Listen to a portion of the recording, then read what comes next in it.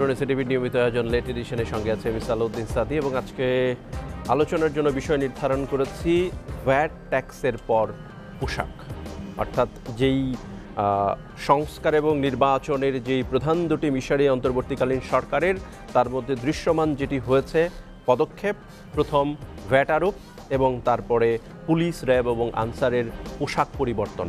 আসলে এটি আসলেই কতটা রাষ্ট্রের গুণগত পরিবর্তন এই অন্তর্বর্তীকালীন সরকারের যে আইনশৃঙ্খলা বাহিনী সেখানে হবে, বা সেখানে আসলে কতটা বাণিজ্য আছে সেটি নিয়ে আলোচনা আগেও হয়েছে, আজকেও করব। এবং আলটিমেটলি এই সংস্কারের পথ বা সংস্কার আসলে কোন দিকে যাচ্ছে, রাজনীতি কোন দিকে যাচ্ছে, সামগ্রিক বিষয় নিয়ে আলোচনা করব। তিনজন সম্মানিত অতিথি আজকে স্টুডিওতে উপস্থিত আছেন। শুরুতে পরিচয় করে দিতে চাই নিরাপত্তা বিশ্লেষক কমোডোর অবসরপ্রাপ্ত সানাউল নোমান, আপনাকে অসংখ্য ধন্যবাদ এই এসিটিভিতে সময় দিয়েছেন। পরিচয় করে দিতে চাই বিএনপির সহ সাংগঠনিক সম্পাদক খন্দকার মাসুকুর রহমান।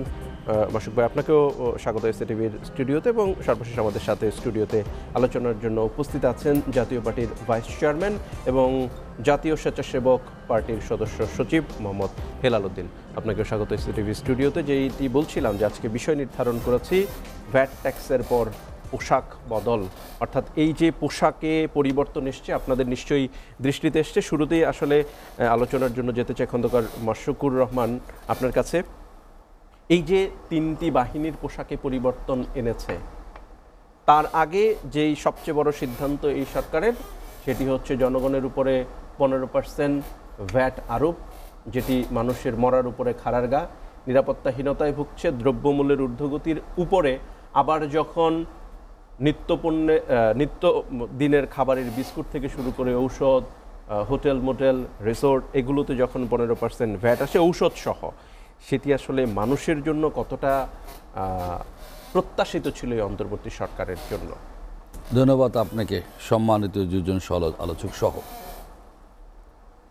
দেখেন, আমি বারবারই বলেছি, আপনাদের এই চ্যানেলও একাধিকবার বলেছি, অনির্বাচিত সরকারের চেয়ে একটা নির্বাচিত সরকার জনগণের জন্য মঙ্গলজনক। দীর্ঘ 17.5 বছর আন্দোলন সংগ্রাম, ত্যাগ আত্মত্যাগের বিনিময়ে সর্বশেষ 5 অগস্ট ছাত্রজনের বিপ্লবের পর বিভিন্ন মানুষ আত্মত্যাগের বিনিময়ে একটি সরকার, সেটা যে নামেই বলেন, অন্তর্বর্তীকালীন বলেন, তো সরকার হয়েছে।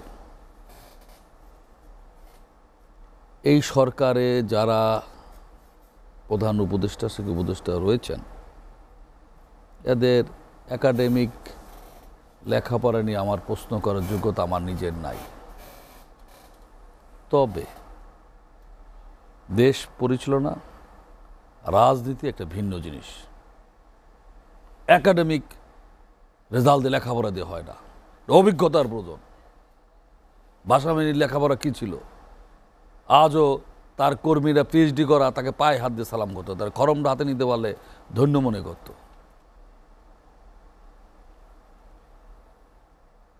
দেশ পরিচালনা করার জন্য অভিজ্ঞতার প্রয়োজন।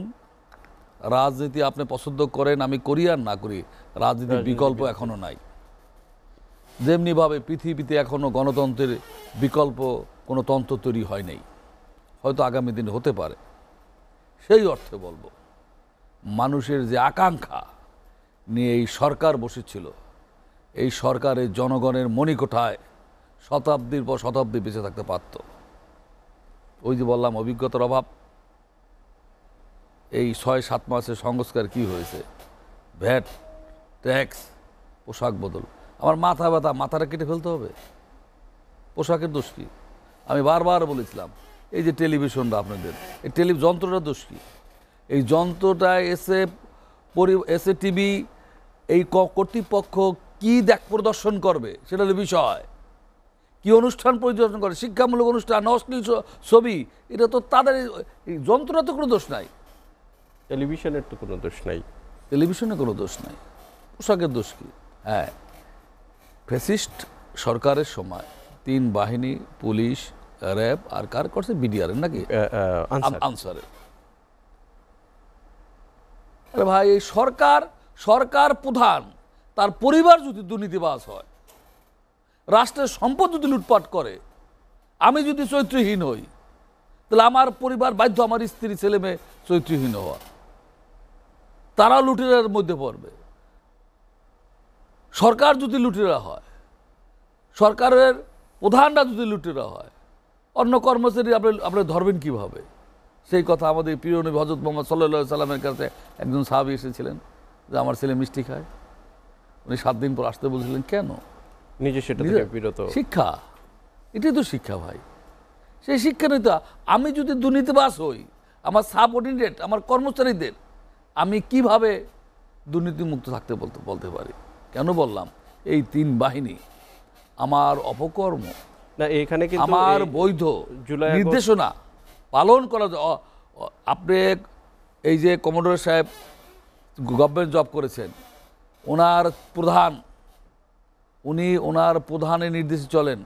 ওনার রাষ্ট্রের প্রজাতন্ত্রের কর্মকর্তা কর্মচারী, উনি বাধ্য নয় অবৈধ নির্দেশনা পালন করার জন্য। কিন্তু তারপর ওনার চিফ বলল, ওনার চিফ বলছে এই নির্বাচন তুমি মেলিপুরে রাত্রে ভোট কেটে দাও। উনি বলে আমাকে লিখিত দেন স্যার। সে তার লিখিত দেওয়ার ক্ষমতা নাই, মৌখিক নির্দেশন করতে পারে না। আর এই অবৈধ আদেশ পালন করতে গিয়ে আমরাও এই যারা পুলিশে আছে বলেন, এখানে আমাদের ভাই ব্রাদার অমানবিক অনৈতিক কাজে জড়িয়ে পড়েছিলেন। কিন্তু হ্যাঁ, ওই মাথা ব্যথা হইলে মাথাটা কেটে ফেলতে হবে, এটা পক্ষে না। কি কারণে আমি বলি, হ্যাঁ অনেক সময় পরিবর্তন হয়। বিডিআরে কিন্তু হত্যার পর ঘটনার পর পোশাক নাম পরিবর্তন করেছে, বিএসএফ করেছে। কি কারণে বললাম আমি, কেন নাই? আমরা দীর্ঘ 17 বছর সিন্ডিকেট দ্রব্যমূল্যর ঊর্ধ্বগতি, আপনার খেটে খাওয়া মানুষের হ্যান্ড টু মাউথ যারা নাবিশ্বাস হয়ে গেছে। ডিমের দাম কত ডিম উৎপাদন হয় আর কত চাহিদা। একটা রিক্সাওয়ালা, ঠেলা গাড়ির মালিক রাস্তার উপরে ডিম, একটা ডেকসিদের মধ্যে ভাত আর ডাইল খায়। সেই ডিমের দাম বেড়ে যাওয়ার পর তাদের নাবিশ্বাস উঠে গেছে। সেইটার উপরে ভ্যাট বসাইছেন আপনি। এটা একটা রাজনৈতিক গভর্নমেন্ট থাকলে, সেটা যে দলই হোক, একটা নির্বাচিত সরকার থাকলে এটা করতে পারতেন না। নাম্বার এক, এই কারণে এই পোশাক পরিবর্তনে টাকা ব্যয় হবে না।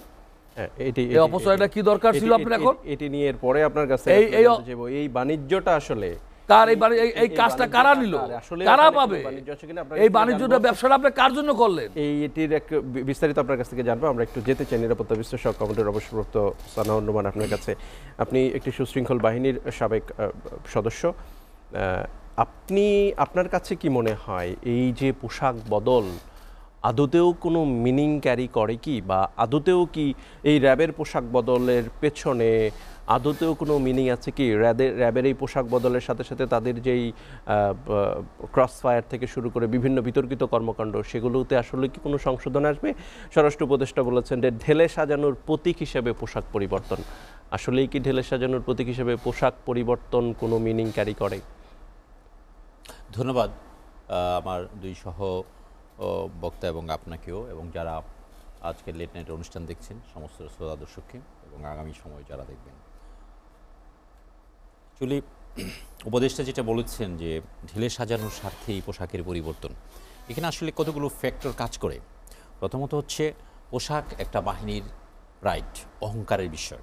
আমরা অন্য বিতর্কে না গেলেও যদি প্রথম এটা বলি যে পোশাকের যে প্রয়োজনীয়তা কতটুকু, এটা হচ্ছে যে সাধারণ জনগণ থেকে এখানে যে 3টা বাহিনীর পোশাকের কথা বলা হয়েছে, পুলিশ একটা বড় ফোর্স, তারপরে ধরেন র্যাব একটা ব্যাটালিয়ন পুলিশের, আনসার আলাদা একটা স্বতন্ত্র ফোর্স। সো এখানে সংস্কার বলতে যে আমাদের যে আমরা অভ্যুত্থান বলি, বিপ্লব বলি, এখানে পুলিশের যে ভূমিকা ছিল ফেসিবাদের ধূসর হিসাবে, আওয়ামী লীগের ধূসর হিসাবে র্যাবের এবং আনসারেরও ছিল।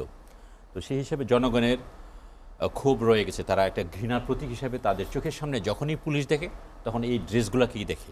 কিন্তু এখানে পুলিশরা এটা কয়েক হাজার হতে পারে, কয়েকশো হতে পারে, তারা কাজ করেছে অতি উৎসাহী হয়ে, কেউ কেউ আইনের বাইরে, এবং কেউ কেউ চেন অফ কমান্ডের জন্য কাজ করেছে। আমরা দেখেছি যে পুলিশের পেছন থেকে পরে ফুটেজেও যে কিক দিতে দেখা গেছে যে সামনে যাওয়ার জন্য, সো এটা বোঝা যাচ্ছে যে আনউইলিং ছিল হয়তো ফায়ার করতে। তো এখন এই পশুগুলো মানে জনগণের পয়সা হয়েছে, ভ্যাটের প্রসঙ্গে যদি আসি, যে ঠিক এই মুহূর্তে এটার প্রয়োজন আছে কিনা, এখানে আসলে দুইটা বিষয়। একটা হচ্ছে যে এটি আসলে একদম ভ্যাট একটা প্রসঙ্গ, বাড়ানো সঠিক না বেঠিক এটা নিয়ে আলোচনা আলাদা, আর আরেকটা আমি স্প্লিট করতে চাই শুধু পোশাকের ক্ষেত্রে।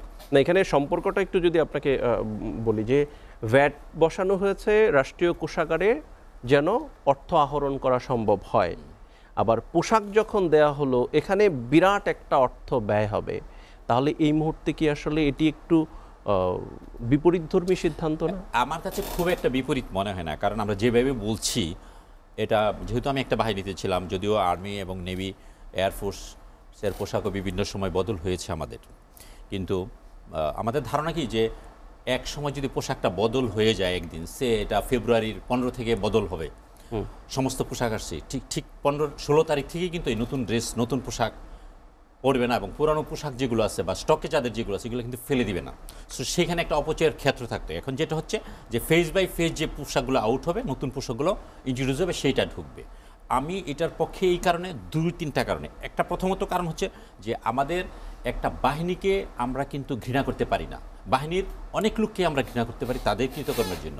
পুলিশ বাহিনী মানে এটা ঘৃণ্য বাহিনী নয়, র্যাব নিজে ঘৃণ্য বাহিনী নয়, আনসার ঘৃণ্য বাহিনী নয়, কিন্তু এই সদস্যরা যারা অপকর্ম করেছে, বেআইনি কাজকর্ম করেছে, তারা বিচারের আওতায় আসবে। কিন্তু জনগণের যেহেতু একটা ক্ষোভ আছে, তারা এই ড্রেসটা দেখতে চাচ্ছে না, তাদের একটা জনগণের খুব কি ড্রেসের উপরে না পুলিশ বাহিনীর যারা মানুষ যারা খুন করেছে তাদের উপরে? আসছি, হ্যাঁ, মানুষেরও ভেতরেও আছে, এখানে অনেকগুলো কাজ করা আছে, শুধু পোশাক নিয়ে না।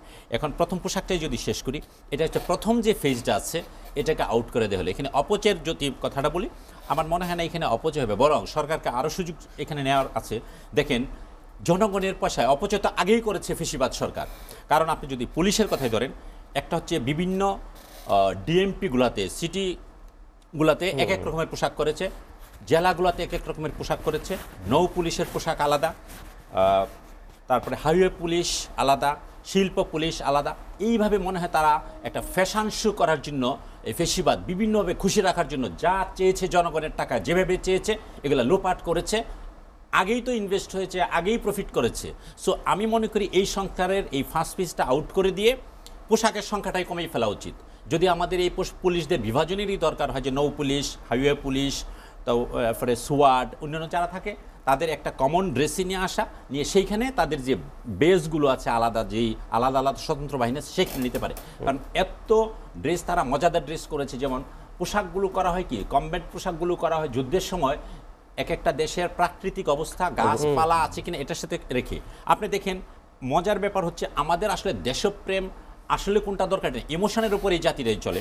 সেনাবাহিনীর পোশাকটা কেন, আমাদের ল্যান্ডের যে সবুজ ঘাস আছে, মাটি আছে, এটার সাথে ক্যামুফ্রেজ করে তারা লুকায় থাকতে পারে, দূর থেকে খুব সহজে না দেখা যায়। এই জন্য বিমান বাহিনীর মেইন যে পোশাকটা, তারা যখন ওয়ারে যাবে তাদের পোশাকটা স্কাইয়ের সাথে একটা মোটামুটি একটা মানে সাবমার্স থাকে। নেভির পোশাকটা দেখবেন নেভি ব্লু থাকে, পানির মধ্যে যদি মিশে যায়, ডাইভিং করে লাশ পরে থাকে, সহজে না দেখা যায়। এখানে ফ্যাশন শোয়ের কিছু নাই, দিস ইজ সায়েন্টিফিক। কিন্তু পুলিশ বাহিনী তারা কি করলো, তারাও দেখেন, তারাও ক্যামুফ্রেজের মতো করে করলো যে ও আর্মি করতেছে, সো লেট ইট, আমরাও করি। তাদেরকে দেখেন তারা দিল, তারা কোথায় যুদ্ধ করবে? আপনি দেখেন আনসারের যে লাস্ট ব্যাটালিয়নের পোশাকটা বেশ সুন্দর, ফাইন। এত ফাইন পোশাক করতে গেলে তো ফাইন টিউনিং জনগণের লাগে। তারা হচ্ছে কি ডিজাইনের উপরে, রঙের উপরে, এগুলোর উপরে খুব গুরুত্ব দিল।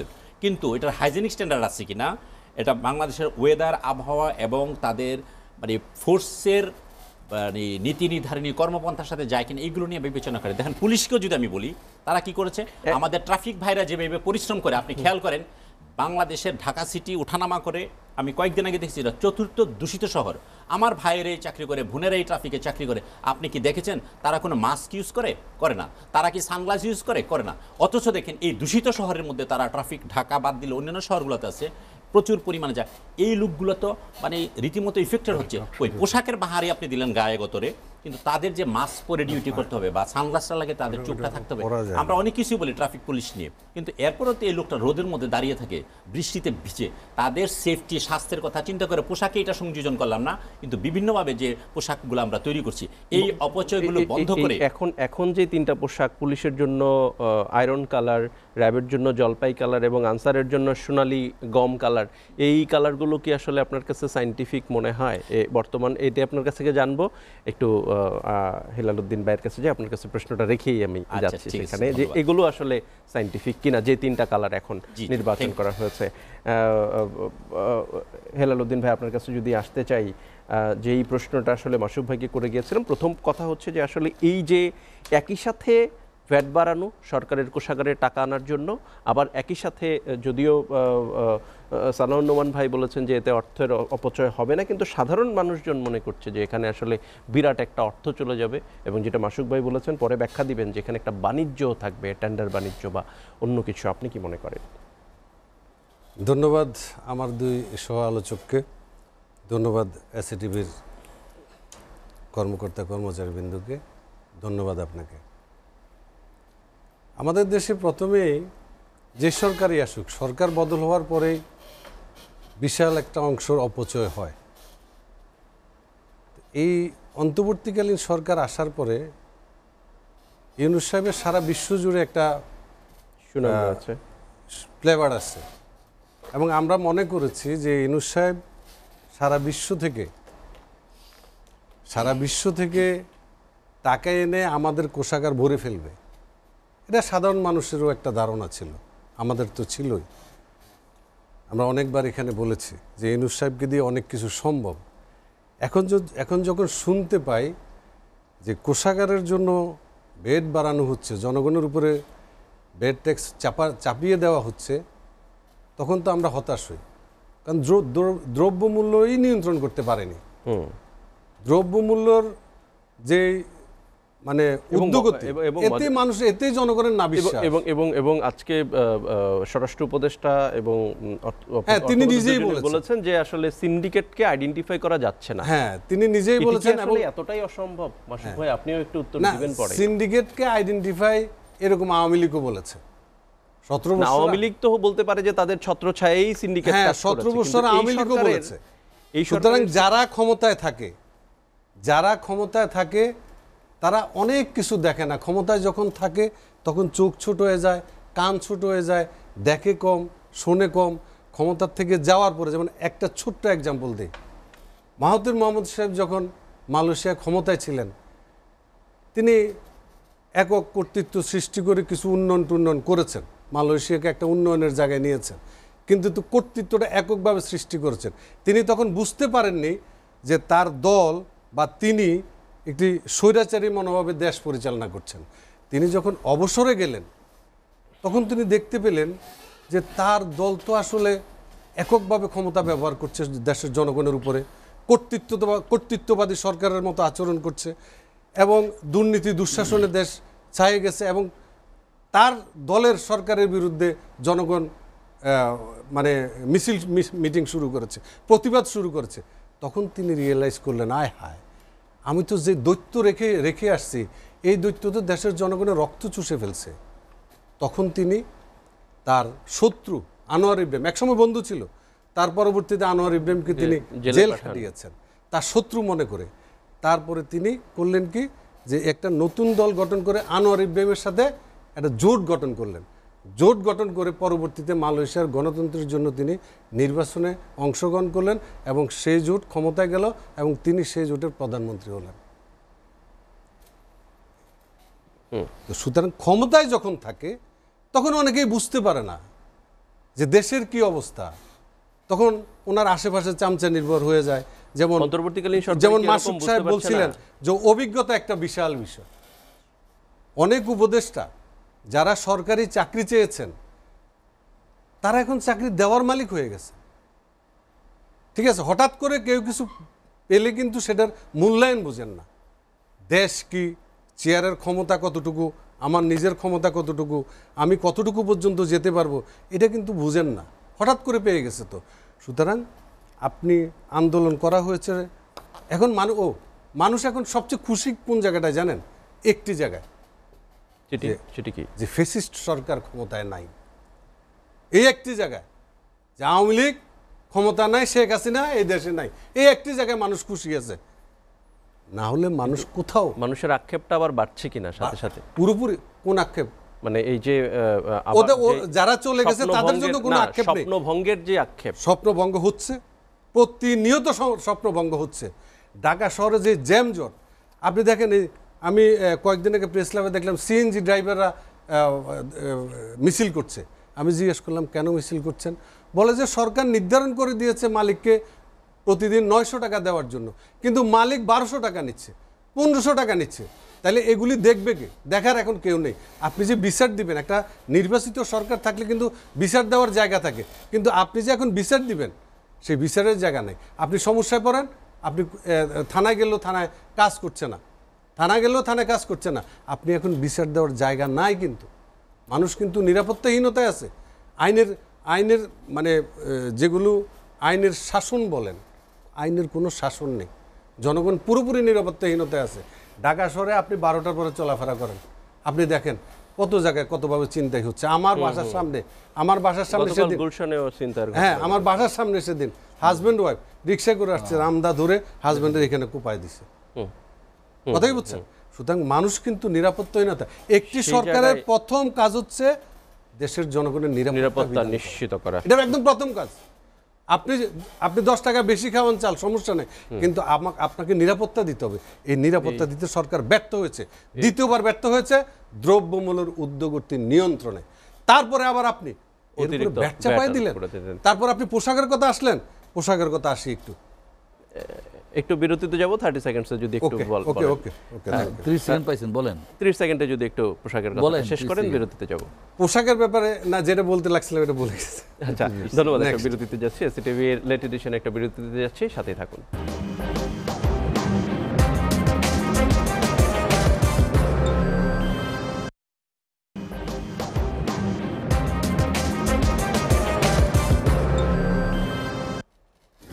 দেখছেন এসিটিভির লেট এডিশনে, আলোচনা করছি ভ্যাট ট্যাক্সের পর পোশাক, অর্থাৎ জনগণের উপরে ভ্যাট ট্যাক্সের যে চাপ ছিল, তারপরে পোশাকের যেই অতিরিক্ত অর্থায়ন, সেটিও আসলে জনগণের উপরে নতুন কোনো চাপ পড়বে কিনা, সেসব বিষয় নিয়ে আলোচনা করছি। মাসুক ভাই, আপনার কাছে আসতে চাই। আপনি যেটি বলছিলেন যে এখানে একটা বিরাট বাণিজ্য আছে পেছনে, সেটির ব্যাখ্যা জানবো বলেই আপনার কাছ থেকে আসলে গিয়েছিলাম। সেখানেই যদি আসি, এখানে বাণিজ্য কোথায় আছে? আর আরেকটি বিষয় আপনার কাছে আসলে জানতে চাইবো যে এটি কি, যেমন এই যে ভ্যাট ট্যাক্স আরোপ করে দেওয়া হলো এবং তারপরে আবার কিছু কিছু জায়গায় রিভিশন করা হলো, এই পোশাকেও কি আসলে দেয়া হয়ে গেছে? তারপরে সেটি আবার, এটি কি ট্রায়ালের এরর বেসিস সিদ্ধান্ত নিচ্ছে অন্তর্বর্তীকালীন সরকার? অনেকগুলো কথার অবতারণা হয়েছে, তো দু একটি কথা বলতে হয়। প্রথমত আমি পোশাক সম্বন্ধে, উনি একজন আইন শৃঙ্খলা বাহিনীর একটা অন্যতম গুরুত্বপূর্ণ দায়িত্ব ছিলেন। উনি যেটা ব্যাখ্যা করেছেন এটা সঠিক। এই পোশাকটা সিলেকশন করা হয়, যেমন এই যে আর্মির কেন উপরে থেকে দেখা যাবে না, এই আমাদের দেশের এই আপনার গাছপালা, এটা ও আবার ওয়েদারও একটা লক্ষ্য রাখা হয়, ওইটা ওনার ব্যাখ্যাতে একমত। আবার স্কুলের ছেলেমেয়েদের পোশাকের সাইকোলজিক্যাল দেখা হয়। আপনি বড় লোকের ছেলে, একটা দামি ড্রেস পরে আসলেন, আমি পড়তে পারি না, আমার মেয়ে এসে বলে যে অমুক বান্ধবী অমুক অমুক দেশ ঘুরছে, আমার মাথায় এটা কাজ করছে সিনসিয়ার, যে এই দেশে গেছে এই দেশে গেছে, গল্প করতে থাকে বাবাই। এই কারণে ড্রেসটা করা হয়। অনেক স্কুল আছে, প্রতিষ্ঠান, সেখানে বাচ্চাদেরকে গাড়ি নিয়ে আসতে দেয় না, একটা নির্দিষ্ট জায়গায় থামাই রাখে। কি বুঝতে পারছি? একটা প্রতিষ্ঠানে চাকরি করতেন আমার বোনের কলিগ, তার হাজব্যান্ড উচ্চপদস্থ, সে গাড়ি নিয়ে আসতেন, আমি নাম নাইবা বললাম, ওই প্রধান বলছেন আপনার গাড়ি নিয়ে আসবেন না। এগুলো একটা সাইকোলজি। স্কুলের ড্রেস, ছাত্রছাত্রীদের আমরা ড্রেস পরেছি, সেটাও একটা সাইকোলজিক্যাল বিষয় আছে। ড্রেস একটা দরকার। আবার আইডেন্টিটি, যেমন দেখবেন ক্যাট কলেজের একটা ছেলে রওনা করছে, এই রাস্তা দিয়ে গেছে, এই গাড়িতে গেছে, এটা একটাই থাকে ক্যাট কলেজ ছেলে, এটা সমীহ দেখে তাকে, এই ওই সেখানেও ড্রেস আছে, এগুলো দরকার আছে। হ্যাঁ, এখন ওই যে পরিবর্তন করা এই পুলিশ বাহিনীর মেরুদণ্ড মনোবল ভেঙে দেওয়ার জন্য যারা এক্সপার্ট, কতখানি যুক্তিযুক্ত হয়েছে এই সময় এই ড্রেসটা পরিবর্তন করা, এটা আগামী দিন প্রমাণ করবে। তবে আমাদের কথা এই মুহূর্তে ওনাদের এই 5.5 মাস পেরাই এই অন্তর্বর্তী সরকারের কাছে সবাই, এখানে তো কোনো দলের না, এই ফেসিস্ট বাদে সবাই তো ওনাদের প্রতি একটা সহানুভূতি আছে, আমাদের সাহায্যের হাত বাড়িয়ে দেওয়ার মতো সবাই, হ্যাঁ, ছোট দল বড় দল প্রতিষ্ঠান, সেখানে ওনাদের কাছে যে জিনিসটা চাহিদা ছিল, মানুষের আকাঙ্ক্ষা ছিল, স্বপ্ন ছিল, আমার মনে হয় সেটাকে ব্যর্থ দিকে যাচ্ছে কিনা এটা ভাববার বিষয়।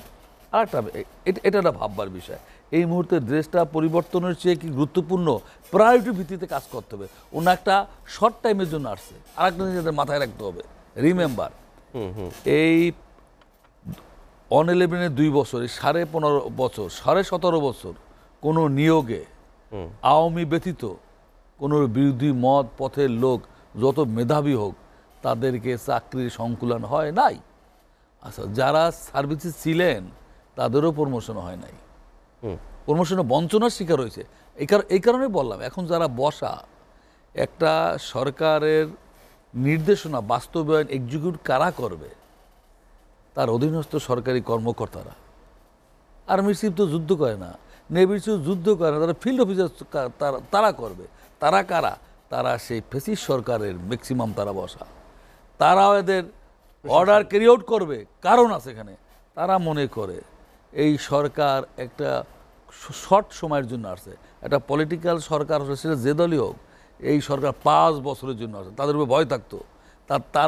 তাদের আপনার আইডিওলজিক্যাল একটা বিষয় আছে, আইডিওলজিক্যাল বিষয়। ছাত্র রাজনীতি যারা যেদিন করছে, সেদিন যে আইডিওলজি তার মাথায় রয়েছে, আমাদের মাথা থেকে আর বের হয় না। যেখানেই নেন, ওমরা করতে নেন আর অন্য জায়গাও নেন, ওই আইডিওলজিটা কাজ করে। ওই প্রথম প্রেমের কথা মানুষ বলে না, সেখানেও এই চাকরিজীবীরা ম্যাক্সিমাম কোনো না কোনো দলের আইডিওলজি তাদের মাথার মধ্যে আছে, মাথার মধ্যে আছে। সুতরাং সবচেয়ে প্রথম থাকার কথা না, সেটা তো আমাদের দেশে নাই, আমাদের রাজনীতিবিদদের মধ্যে নাই, খুব ফিউ সংখ্যক, ব্যবসায়ীদের মধ্যে নাই, আমলাদের মধ্যে নাই। যদি থাকতো, এই আপনি দেখেন তো, আপনার এরশাদের সময় 2টা ঘটনা বলবো। আপনার খুলনার বিভাগীয় কমিশনার, ওখানে প্রতি বিভাগে একজন ZMLA থাকতো, ZMLA যেটা সামরিক বাহিনীর প্রধান। এরশাদ গেছেন, তারপর গাড়ির প্রোটোকলে কে থাকবে? কমিশনার বলছে আমার গাড়ি, উনি বলছে ওনার গাড়ি ছিল। উনি এরশাদের কাছে প্রতিবাদ চাইছে, এরশাদ দেয় নাই, উনি রেজলিউশন দিয়ে আসছে। বেটা লাগে এটা, সবাই পায়নি। এখন চাকরিজীবী করে দলীয় ভিত্তিতে চাকরি হয়েছে, একটা লোক পদত্যাগ করলো। একটা ইলেকশন কমিশনার নুরুদা 73 কত পদত্যাগ করতো, ওই হাবিবুল বাসা কত পদত্যাগ, নো আমি নির্বাচন করবো না। কারণ কি জানেন? কারণ কি? ওইটা আবার শেখ হাসিনা ভালো বোঝে, যে দেশের প্রধান বিচারপতি অনেক মুসলিম কান্ট্রিতে জাতীয় মসজিদে খতিব প্রধান বিচারপতি হয়, রাষ্ট্র যেখানে ব্যর্থ, সরকার যেখানে ব্যর্থ, উনি সিদ্ধান্ত দিবে, সবাই তাকে মেনে নেয়। এরকম কিছু জায়গা রাখতে হয়। এটা গ্রামে বলেন, উপজেলায় বলেন, জেলায় বলেন, এরকম কিছু পূজনীয় ব্যক্তি থাকে, সিনিয়র সিটিজেন থাকে, তারা সবাই মানে। তো সেই যে দেশে চিফ জাস্টিসকে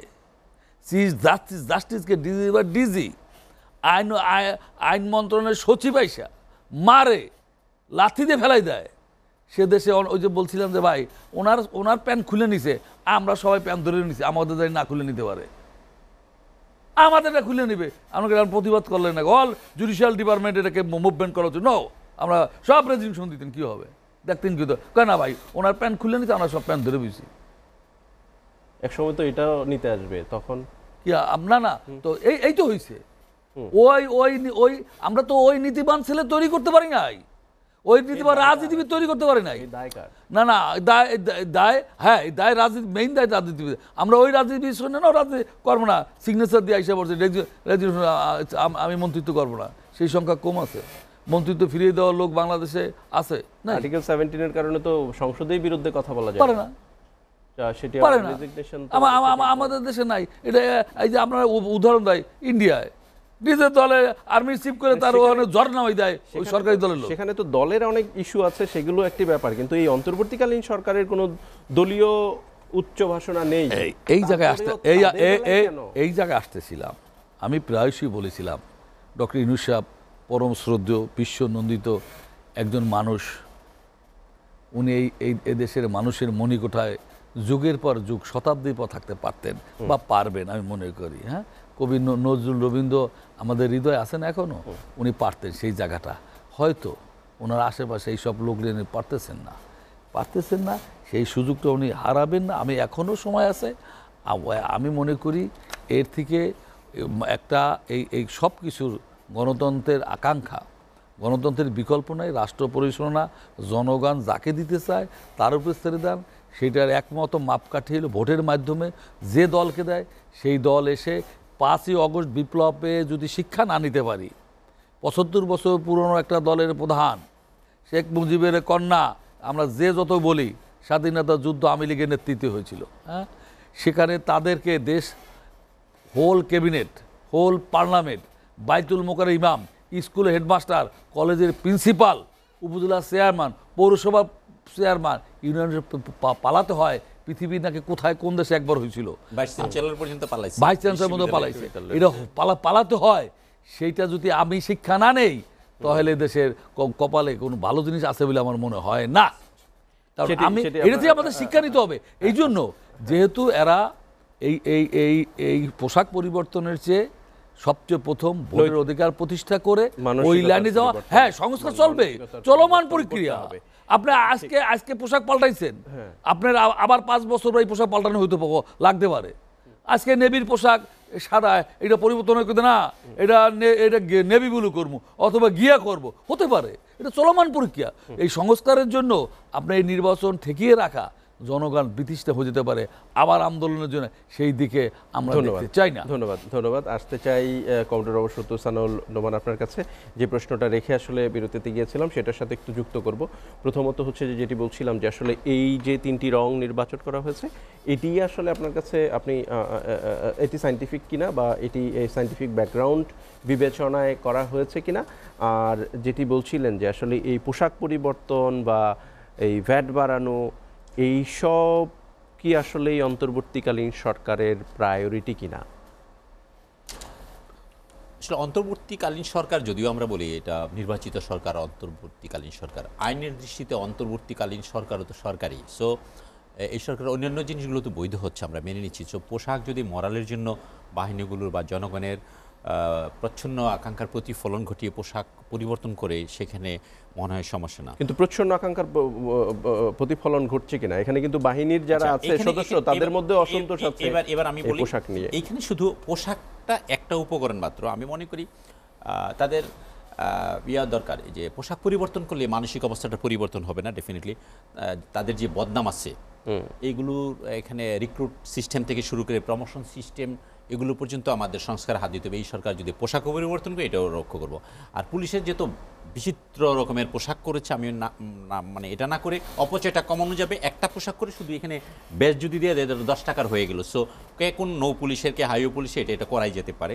তবে পোশাকের যে কাপড়গুলো, রঙগুলো নিয়ে আমি আসলে ওই ধরনের বিশেষজ্ঞ না, আমি বলতে পারবো না যেটা হাইজেনিক স্ট্যান্ডার্ড হয়েছে না। আমাদের তো আর্দ্র এবং গরম ভাবাপন্ন এলাকার, এখানে আমরা ঘামি প্রচুর। তো এখানে কটন প্লাস অন্য সিনথেটিক কতটুকু মিক্স দেবে, এটা যারা টেক্সটাইল বিশেষজ্ঞ আছেন তারা এবং ডাক্তার যারা আছে তাদের কি করে ভালো হয়।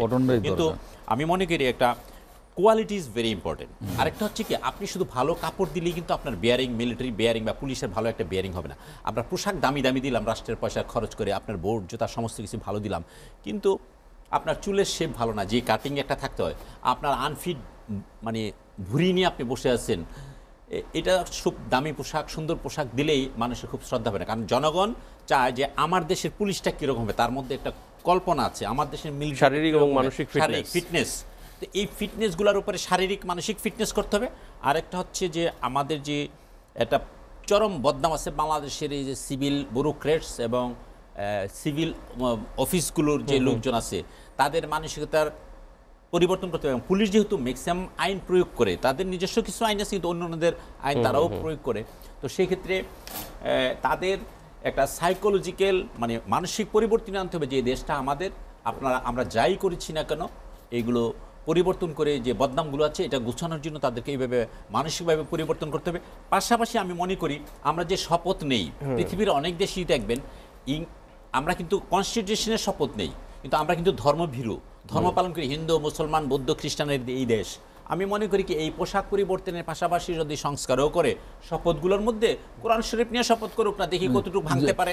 এটা তো করে না, এগুলা কিন্তু ইয়ারাও করে না, আপনার এমপিরা করে না, আপনার কমিশনার নির্বাচন কমিশনার। অ্যাটলিস্ট আমি মুসলমান রোজা নামাজ একটু কম করি আর বেশি করে যাই করি, কোরআন শরীফে হাত দিলে না আমার খুব ভয় করবে কিন্তু একটু মিনিমাম। জিয়াউর রহমান করাইছেন কোরআন শরীফ শপথে মন্দির বসে শপথ দিয়েছেন। পৃথিবীর অনেক দেশে আছে ধর্মগ্রন্থ নিয়ে, ভারতে করে, আপনারা তো ভারতকে খুব ফলো করেন, কই অনেকেই আমরা করি, কই ট্রাম্প কি কিছু বাদ দিয়ে করে ট্রাম্প করে। তো আমরা যদি এইখানে শুনেন পুলিশ একাডেমি যেটার মধ্যে হাত দিয়ে শপথ করছে সেটার মধ্যে হাত দিয়ে পুলিশ শপথ একাডেমিতে কত দাও সেটা বসে প্লিজ পুলিশ একাডেমিতে আমরা এটা স্টার্ট করি। অন্যান্য যে বিসিএস কর্মকর্তা আছে তারাও তো ঘুষ খায়, শুধু পুলিশের দোষ দেওয়া লাভ নাই, কারণ তারা বেশি আইন প্রয়োগ করে, তাদের সুযোগ বেশি, এবং আমরা আইন ভঙ্গ করি। আমরা কি সেদে সেদে পুলিশকে ঘুষ দিই? আমার জীবনে তো কোনো পুলিশকে ঘুষ দেই নাই, কারণ আমি এরকম কোনো কাজ করি নাই।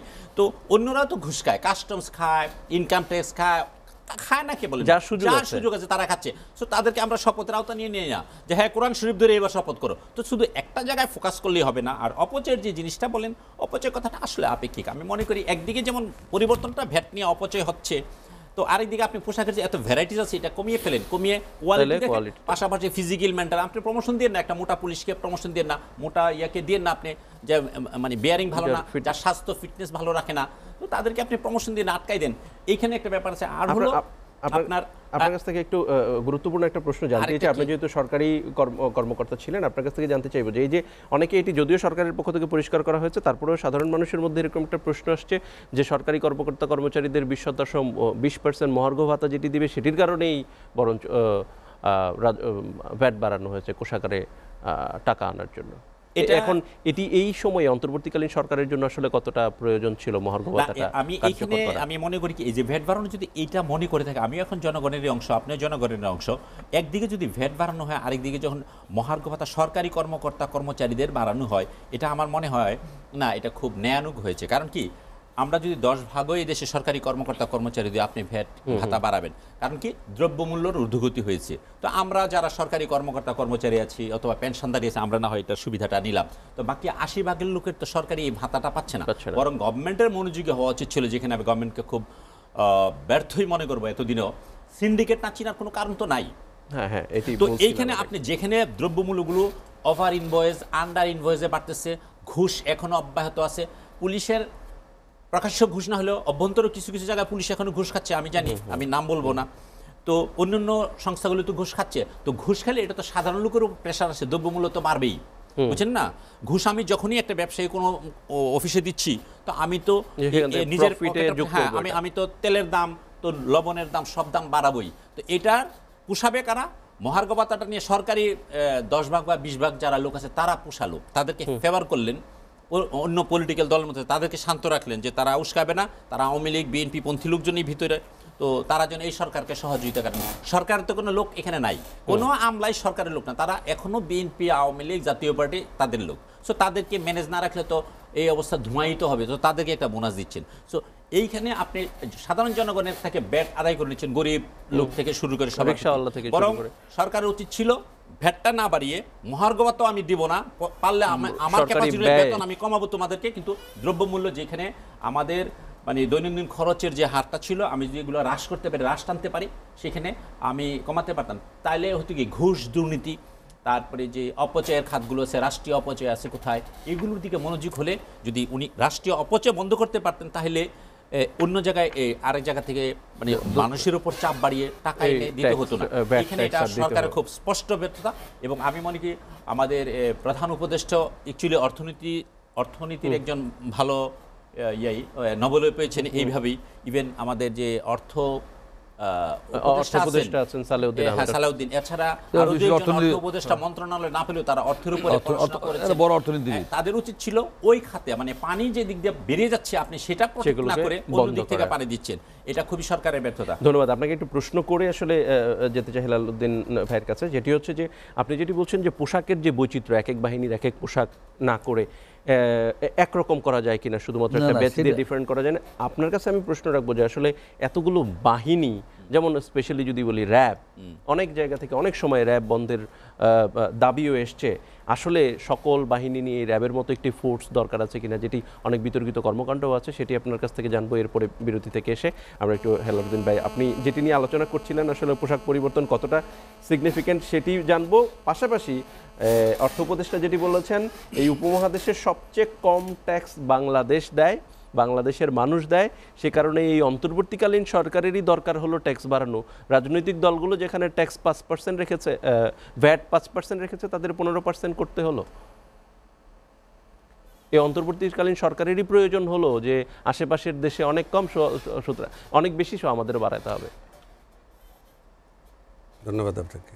পোশাক নিয়ে যেটি নিয়ে বলছিলেন, যেখানে থামিয়েছি, বলছিলাম একসময় পুলিশ বাহিনী ছিল না, ব্রিটিশ আমলে লাঠিয়াল বাহিনী ছিল, ট্যাক্স ব্রিটিশ আমলে পুলিশ বাহিনী শুরু হইলো, খাজনা আদায়ের জন্য। পোশাকই ছিল না, প্রথম শুরু হইলো সাদা পোশাক দিয়ে, যে পুলিশ বাহিনীর ওই সাদা পোশাক তাদের পরতে হইতো, হাফ প্যান্ট ছিল। তার পরবর্তীতে দেখলো যে না, সাদা পোশাকে ময়লা হয়ে যায়, তারপরে আস্তে আস্তে বিভিন্ন রঙের পোশাক তৈরি করা শুরু করলো, এটা ব্রিটিশ আমলের পর থেকে। তো এখন পোশাক পরিবর্তন 2004 সালেও করা হয়েছে, 2016 সালেও করা হয়েছে। পোশাক পরিবর্তনের আগে চরিত্র পরিবর্তন করতে হবে। পোশাক পরিবর্তন জরুরি না, পোশাক পরিবর্তনটা জরুরি না, চরিত্র পরিবর্তন করতে হবে, কাউন্সিলিং করতে হবে। এই যে সরকারি চাকরি, যারা আলামত কি আছে? জি, সেটির কোনো আলামত কি দেখতে পাই? আলামত আপনি না করলে হবে কিভাবে? আলামত তো এখন আছে, করতে পারে না। না, সরকার সেরকমের পদক্ষেপ নিচ্ছে, সেরকমের সরকার সেরকম পদক্ষেপ নিচ্ছে না বলেই তো সরকার ডে বাই ডে একটু বিতর্কের দিকে যাচ্ছে, জনগণের আস্থার জায়গা থেকে সরে যাচ্ছে। এই সরকারের অনেক কিছু করার সুযোগ আছে। আপনি 1911 সালে তিউনিসিয়া, 1911 সালে 1911 সাল না 2001 সালে তিউনিসিয়া বিপ্লব যেটি হলো, জেসমিন বিপ্লবে তিউনিসিয়ার সরকারের পতন ঘটল।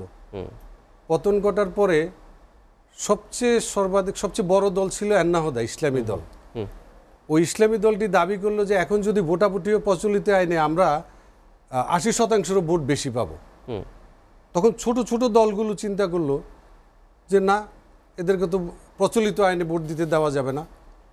তখন তার আনুপাতিক হারে ভোটের চিন্তা করলো, ছোট ছোট ইসলামী দলগুলো সহ আনুপাতিক হারে বাংলাদেশে ওরকমের দাবি উঠছে। ভোটাভুটি হলো, ভোটাভুটি হওয়ার পরে সকল দলের সম্পৃক্ততা কিন্তু একটি সরকার গঠন হলো।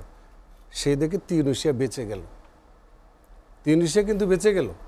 কিন্তু আবার একই সাথে মিশরের সরকার পতন হয়েছে, মিশর কিন্তু ঘুরে দাঁড়াতে পারেনি, শুধু অনৈক্যের কারণে, ঐক্য হয় নাই।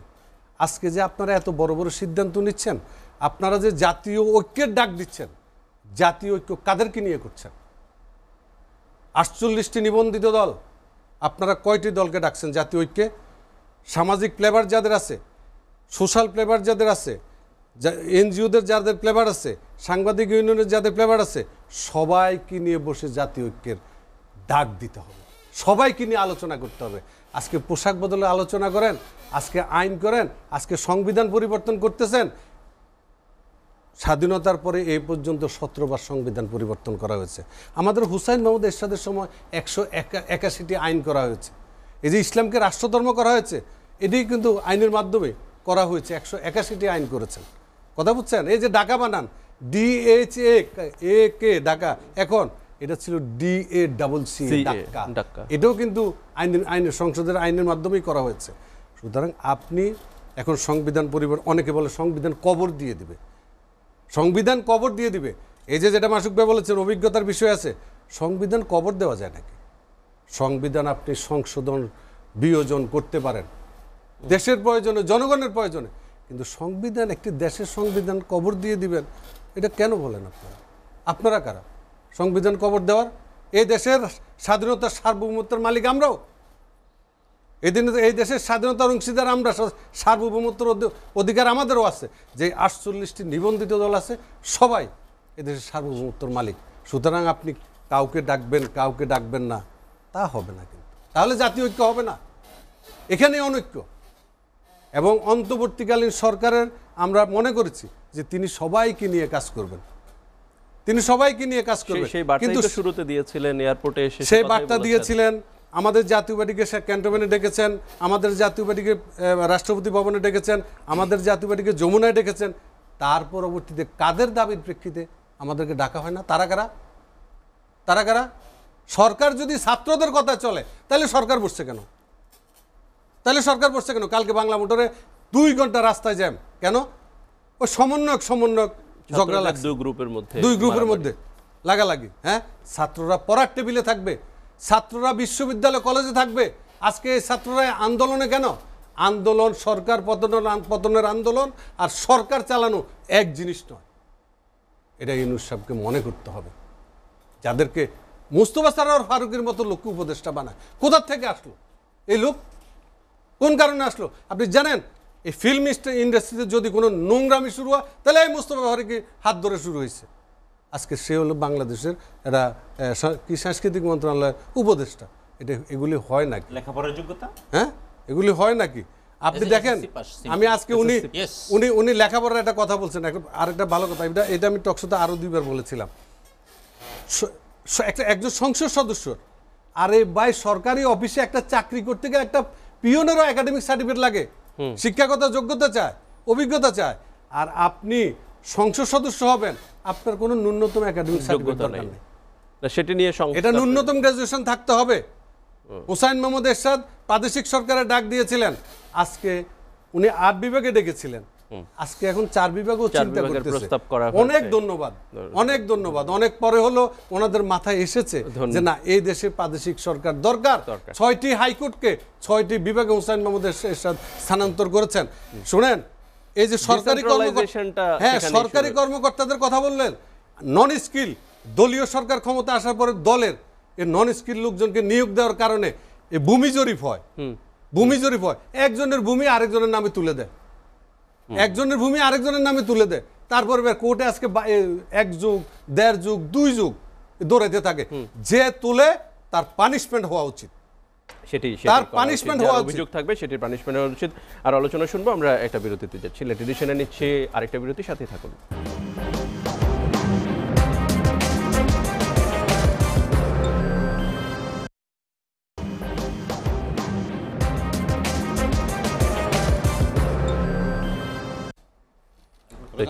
লেট এডিশন, আমরা আলোচনা করছি ভ্যাট ট্যাক্সের পর পোশাক, সেটি নিয়ে শেষ পার্টে আছি আমরা শুরুতে যেতে চাই খন্দকার মাশরুকুর রহমান আপনার কাছে।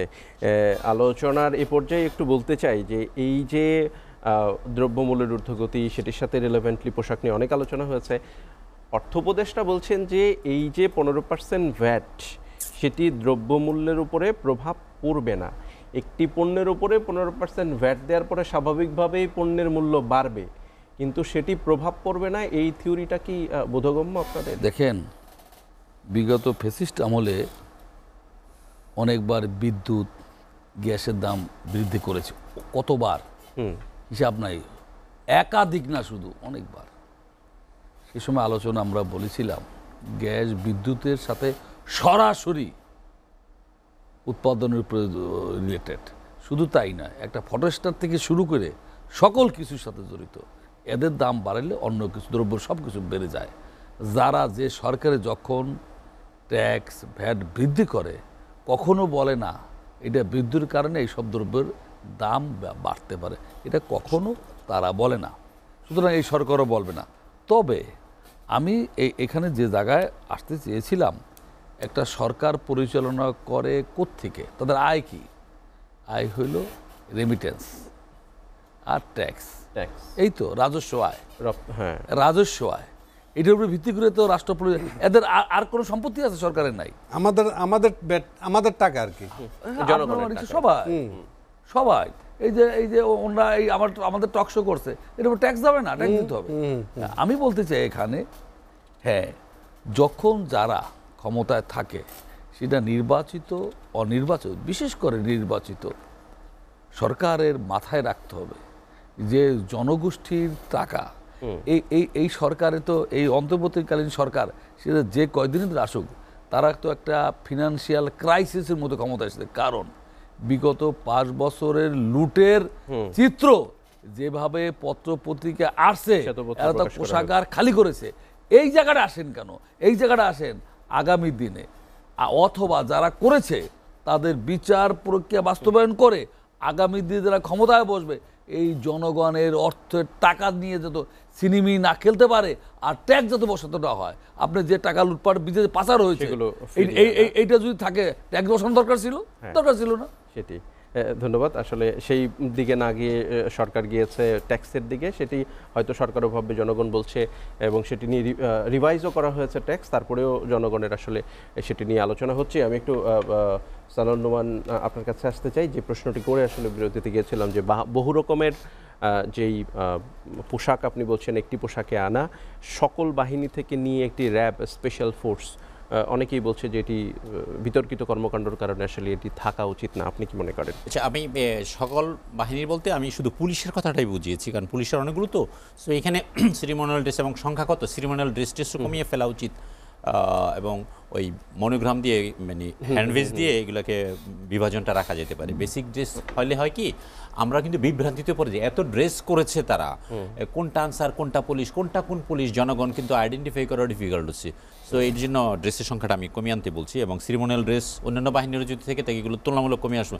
জনগণের পয়সা দিয়ে এখানে একই বাহিনীতে ভিন্ন ভিন্ন ড্রেস আসলে কিছু তো প্রয়োজন লাগেই, কিন্তু এটার আধিক্য যদি থাকে আমার মনে হয় এগুলো কমানো উচিত। আর যেটা বলতেছেন ভ্যাটের ব্যাপারে আমি একটু কথা বললেন, যেহেতু কম সময়, অভ্যন্তরীণ সম্পদ যেহেতু আমাদের কমে গেছে, এটা সঞ্চয়ের জন্য সরকার চেষ্টাই করবে। তো সরকার এই ঝুঁকিতে আছে কোনটা জানেন, যে বিগত ফ্যাসিস্ট সরকার যেমন চলে গেছে, এই সরকারও তো আসলে কোনো ভক্তবৃন্দ নাই। তো এখন যদি এই সম্পদ তো সংগ্রহ ছাড়া দেশ চালাতে পারবে না, তো ধনী লোকের উপর তারা ইচ্ছে করলে, আর বিদেশ থেকে টাকা আনা যতটা ভাই বললেন এতটা সহজ না।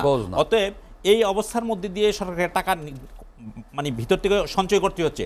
তো ধনী লোকদের যদি ঢাকা, চট্টগ্রাম, বড় বড় শহরের বাসায়, ফ্ল্যাটে, বিভিন্ন জায়গায় দোকানপাটে যেতে থাকে এই ট্যাক্সের লোকেরা, রাজস্বের লোকেরা, তো তারা কিন্তু যারা নাকি এই বিপ্লবকে সমর্থন করেছিল তারা কিন্তু বেঁকে বসবে।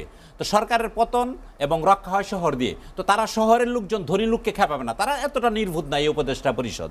তারা কোথায় ব্যাটটা লাগাচ্ছে, জনগণও দিবে, এই শহরের জনগণের চেয়ে গ্রামের জনগণ, দুস্থ জনগণ, গরিব জনগণ থাকে, তারাও বেশি করে দিবে। তো ওইখান থেকে 80 টাকা আসবে, শহর থেকে ধরেন 20 টাকা আসলো, ওইখান থেকে 80 টাকা। কিন্তু এই 20 টাকার লোককে যদি আরও প্রেশার দেয় 60 টাকা নিতে পারতো, তারা এখানে প্রেশার দিলে তারা 1 বছর ক্ষমতায় থাকতে পারবে না, তারা এই ঝুঁকি নিবে না, এই বোকামিতে করবে না। এই জন্য তারা গ্রামের দুস্থ মেহনতি মানুষ 80% যে গ্রামে থাকে তারা কিন্তু এসে সরকারকে সটাবে না, বেশিরভাগের মতো। অতএব সরকার এখানে একটা রাজনীতি করছে, বুঝছেন? তো এই রাজনীতিটা খুব ফেয়ার না। এটা উচিত ছিল সাহসী থাকলে ধনী লোককে ধরা। আর র্যাবের ব্যাপারে যদি আপনি বলেন, একেবারেই র্যাব অল্প সময়ের মধ্যে যতটুকু পারি। র্যাব গঠনের সময় ফরচুনেটলি আমি একজন জুনিয়র মোস্ট মেম্বার ছিলাম, আমি তখন ডেপুটেশনে নেভি থেকে কোস্টগার্ডে চাকরি করেছি, আমি জুনিয়র মোস্ট মেম্বার ছিলাম। তো এখানে তখন আমরা সিভিল ড্রেসে কিছু লোকজন অফিস করেছে, র্যাবের ড্রেস ছিল না, কিছু ছিল না। তো বিভিন্ন পরীক্ষা নিরীক্ষার পরে আমরা বলেছিলাম যে পৃথিবীর যে একটা এলিট ফোর্স হয়, এলিট ফোর্সের আসলে কি আপনার অঙ্গসজ্জা একটা বড় ব্যাপার। আপনি যদি নুপুর ছাড়া মানে ড্রেসের মানে নাচের গেট আপ ছাড়া নাচতে যান না, এই নাচ যতই ভালো আপনি ভারতনাট্যম নাচেন আর অন্য নাচেন, এটা মজা লাগবে না। So get up is very important. অতএব র্যাবের যে ড্রেসটা দেওয়া হয়েছিল, মানে আমাদের পার্শ্ববর্তী দেশ, অন্যান্য দেশে এরকম এলিট ফোর্স আছে, তো এটাও আমার মনে হয় চিন্তা ভাবনা করে পরিবর্তন করা উচিত। ধন্যবাদ। হেলাল ভাই, আপনার কাছে আসতে চাই, যেটি বললেন যে সরকার এখানে একটা কৌশল করেছে। এই সরকারের তো ক্ষমতায় থাকার অভিলাষ নাই, সাধারণ মানুষ যতটুকু জানে রাজনৈতিক, তাহলে সরকার, যেটি সানাউল ভাই বলছিলেন যে সরকারও এখানে একটা কৌশলগত অবস্থানে এসছে ভ্যাট আরোপের ক্ষেত্রে, ওই যা ধনী ব্যক্তিদের আসলে হাত দেয়নি, দিলে তাদের ক্ষমতায় থাকাটা আসলে অনিশ্চিত হয়ে যেত। এর আগে যদি একটু যুক্ত করেন সর্বোচ্চ 2 মিনিটে। এটা কিন্তু কৌশল না, এটাকে অপকৌশল বলে। অপকৌশল, কৌশল হচ্ছে পজিটিভ, পলিটিক্সে কৌশল চলে, হ্যাঁ, এটা অপকৌশল। যেটা উনি বলেছেন যে গ্রামের কত দরিদ্রদের উপরে এই ব্যাট চাপাবে, ধনীদের উপরে বা শহরের লোকজনের উপরে চাপাবে না, এটা অপকৌশল। আর এই সরকার আসার পরে আমি শেষ করতে পারি না, তখন ওই তিউনিসিয়ার 154টি দল একসাথে 151 সদস্য স্বাক্ষর করার পরে কিন্তু তাদের এই সংস্কার হয়েছে। আমার সংস্কার উপরে সবচেয়ে মানে চোখটা কেন, কারণ আমাদের জাতীয় পার্টিকে এখন বর্তমান সরকার প্রধান বিরোধী দল বানায়, প্রধান বিরোধী দল মনে করে আমাদেরকে কোথাও মিছিল মিটিং করার পারমিশন দেয় না। আমরা গত তো পয়লা জানুয়ারি আমাদের প্রতিষ্ঠা বার্ষিকী ছিল, ডিপ্লোমা ইঞ্জিনিয়ার্স আমরা অনুমোদন চাইলাম, অনুমতি দেয় নাই। তারপরে আমরা আমাদের পার্টির সামনে মানে অন্তর্বর্তীকালীন সরকারের প্রধান বিরোধী দল জাতীয় পার্টি। অন্তর্বর্তীকালীন সরকারের প্রধান বিরোধী দল জাতীয় পার্টি, এটা অন্তর্বর্তীকালীন সরকার মনে করে, কিন্তু আমরা মনে করি না। আমরা মনে করি সকল রাজনৈতিক দলকে অবশ্যই আমাদেরকে যে কয়েকবার ডাকছে আমরা সহযোগিতামূলক কথা বলছি এবং আমরা এখনো সহযোগিতা করতে চাই। সুতরাং আগামী নির্বাচন যদি সুষ্ঠু এবং নিরপেক্ষ সুন্দর করতে চায় তাহলে সকল রাজনৈতিক দলের অংশগ্রহণ, যতগুলি নিবন্ধিত দল আছে, যদি এই দলের মধ্যে কেউ অপরাধ করে থাকে তাদের বিচার অবশ্যই জাতীয় পার্টি চায়। আমরা তাদের বিচার, সুষ্ঠু বিচার চাই আইনগতভাবে। ধন্যবাদ। 10 সেকেন্ড সময় চেয়েছেন। এবং আরেকটা আপনাকে বলি যে এই ট্রাম্প সাহেব প্রথমবার যখন ক্ষমতায় এসেছে 4টি নির্বাহী আদেশ করেছেন। 4টি নির্বাহী আদেশের মধ্যে তিনি বারাক ওবামারও একটি নির্বাহী আদেশ বাতিল করেছে। ঠিক আছে, এইবারে কিন্তু 200টা নির্বাহী আদেশ করবে। কোনো দল নিষিদ্ধ না হলে আমি অপরাধ করতে পারি, এর অর্থ নয় বিএনপি এটা নিষিদ্ধ দল। ধন্যবাদ।